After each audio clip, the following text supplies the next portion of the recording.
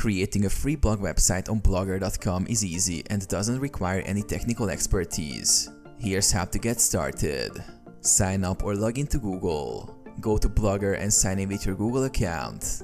If you don't have one, create it. Create a new blog. Once logged in, click on the Create New Blog button. A pop-up will appear asking for blog name. Choose a title that reflects your blog's topic or niche. Blog address. Pick a unique web address for your blog. If the address is taken, Blogger will suggest alternatives. Theme. Select a pre-made theme that fits the style you want for your blog. You can change it later. Customize your blog. After creating your blog, you'll be taken to your dashboard. You can change the blog's layout by clicking Theme and adjusting colors, fonts, and design.